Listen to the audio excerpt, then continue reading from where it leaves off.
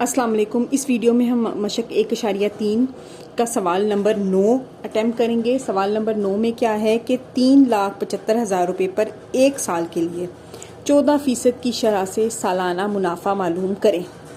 اچھا جی، یہ ہے کہ 14% کی شرح سے سالانہ منافع معلوم کرنا ہے۔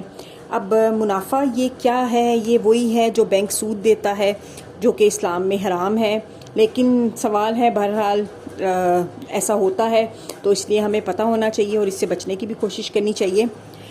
لیکن سوال جو ہے وہ یہ ہے کہ 3,75,000 روپے ہیں، جو کہ ایک سال کے لیے 14% کی شرح سے سالانہ منافع ہم نے معلوم کرنا ہے۔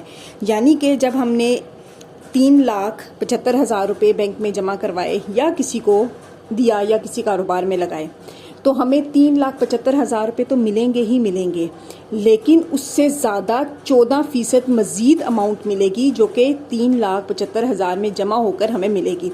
یعنی کہ یہ 4,00,000 کچھ ہزار روپے ہمیں دیے جائیں گے۔ تو ہم نے یہ سوال میں سالانہ منافع نکالنا ہے، تو اس کو حل کرتے ہیں۔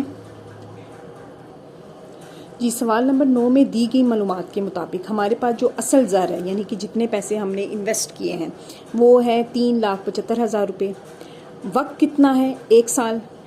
شرح منافع ہے، ٹھیک ہے، شرح منافع وہ ہمارے پاس ہے، یا اس کو شرح سود بھی بولیں گے ویسے دوسری زبان میں، وہ ہے 14%، ٹھیک ہے۔ تو ہم نے نفع معلوم کرنا ہے کہ اصل میں منافع وہ کتنے ہزار روپے اور لے رہا ہے۔ تو منافع فائنڈ آؤٹ کرنے کے لیے جو ہمارے فارمولہ ہوتا ہے، جو کہ شرح سود وغیرہ کے لیے استعمال ہوتا ہے، ویسے تو اگر آپ چاہیں تو سمپل اس کو اس سے ضرب دیں تو جواب آ جائے گا، لیکن اس میں وقت بھی ہے۔ وقت ایک سال ہے، اس لیے اس سے کوئی فرق نہیں پڑے گا، ہو سکتا ہے وقت 2 سال ہو سکتے ہیں وقت 5 سال ہو، تو اسی لیے پھر یہ والا فارمولہ ہے جس میں آپ وقت کی جگہ پہ 1 سال 5 سال کچھ بھی لکھیں گے اور پھر یہ حل کریں گے۔ تو یہاں پہ اتنا فرق نہیں پڑے گا کیونکہ سال ایک ہی ہے، لیکن فارمولہ لکھنا ضروری ہے، آپ کو پتہ ہونا چاہیے۔ یہ ہے 3,75,000 روپے، ضرب کیا وقت کیا ہے 1 سال، شرح کتنی ہے 14، ٹھیک ہے، اور 100، ٹھیک ہو گیا۔ اب کیا ہے کہ یہ 2 اس کے ساتھ کینسل ہو جائیں گے، ہمارے پاس 3 7 5 0 ضرب 14 رہ گیا، ٹھیک ہے۔ 14 کو اس سے ہم ضرب دیتے ہیں، دیکھتے ہیں کیا جواب آتا ہے۔ 7 5 0 کو 14 سے ہم ضرب دیتے ہیں،